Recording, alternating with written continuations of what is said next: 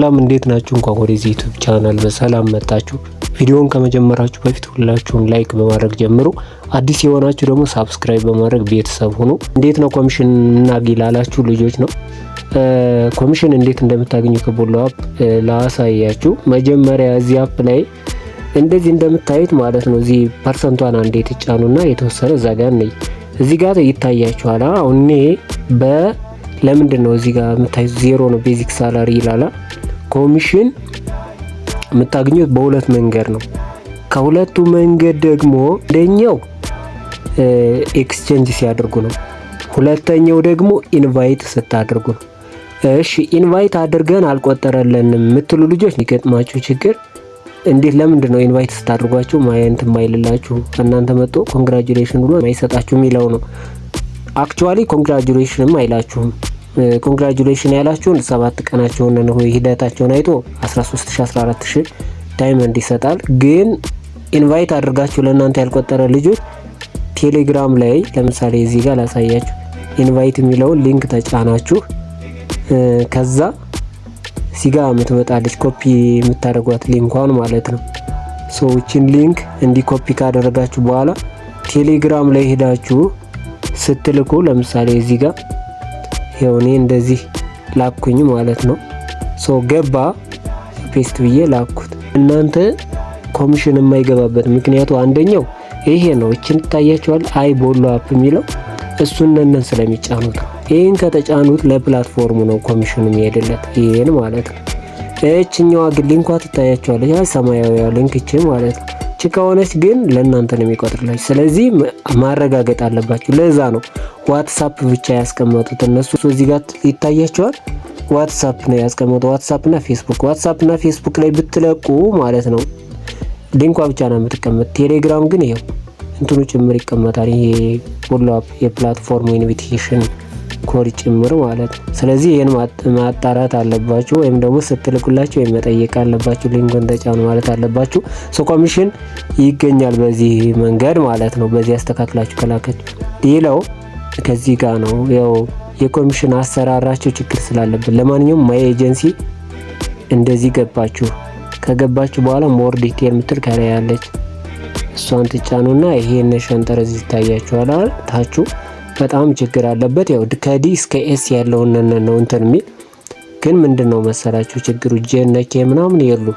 በጣም ችግር አለበት እስከታች። ሰው ለዚህ ጥያቄ ጠይቄ ነበረ። እስኪ የመለሰችልኝ መልስ በዚህ ጉዳይ ካወራን በኋላ የመለሰችልኝ መልስ እንየው እና ልካልኛለች። ይሄንን ዋትስአፕ ላይ ማለት ነው እንደምታየው ካምቦዲያ እና እዚህ ጋር ስታዩት ማለት ነው ይሄ ነው ትክክለኛው። ከዚህ ከኬ ፕላስ እስከ ኤስ አለ።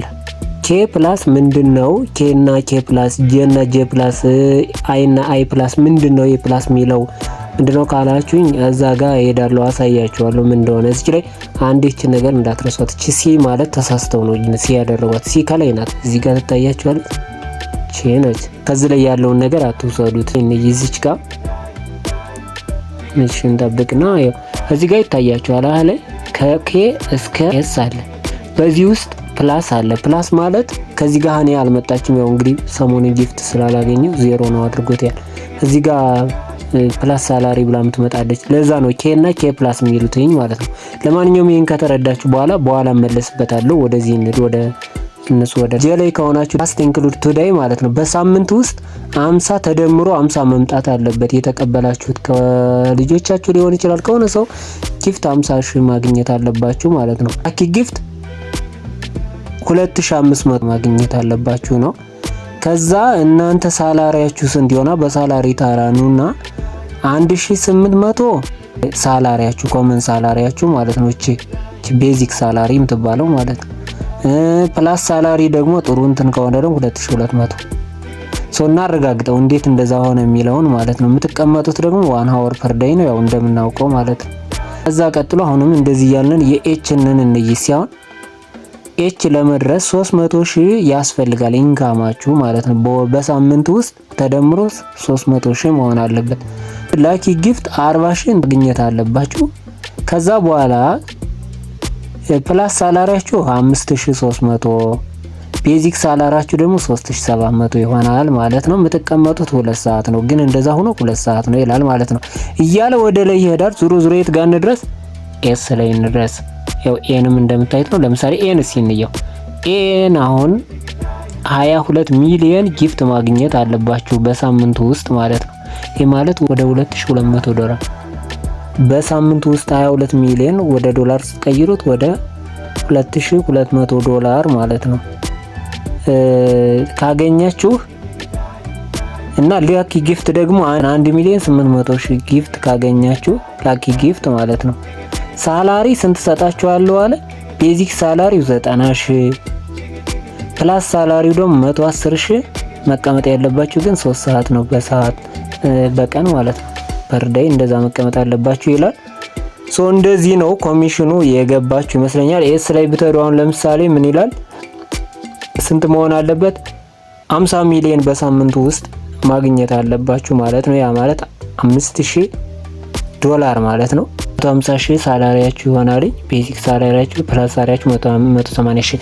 ግን ሁለቱንም በአንዴ ማግኘት ትችላላችሁ የሚለው አይቻልም። አንዱን ብቻ ነው የምታገኙት። ዋን ኦፍ ዘቱ ነው የምታገኙት። ያው ይሄ ነው የዛሬው ቪዲዮ። ኮሚሽን በዚህ መልክ ነው የምታገኙት። ለሰዎችም ደግሞ የኢንቪቴሽኑ ኮሚሽን ለማግኘት ከፈለጋችሁ ቅድም ባልኳችሁ መንገድ ነው መላክ።